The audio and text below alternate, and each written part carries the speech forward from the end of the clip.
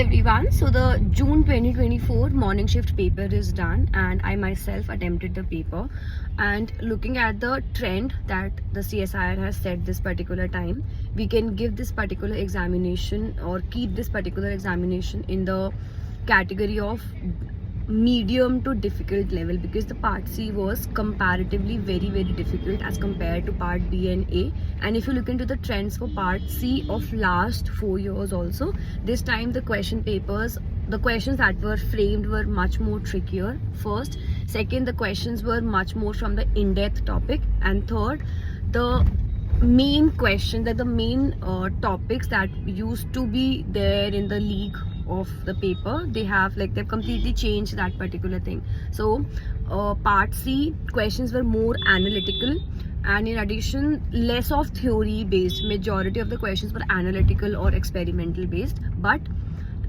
20 to 25 questions sorting down was time taking for sure.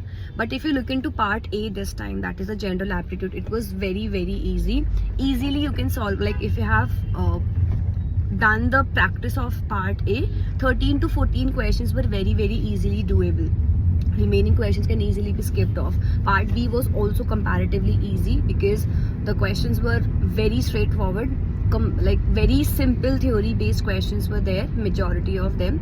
But part C, on the contrary side, it was the difficult one, and we can give this particular examination, or from your last 5 years trend, the examination level has actually increased. So now what should be your strategy for the next attempt? We'll be discussing a number of things in the further videos. I'll be uploading a number of videos very soon. Let's wait for the evening shift paper as well, how the paper goes, and then we'll be having, then we can easily compare down and make up the strategy for the upcoming examination. I hope it was helpful.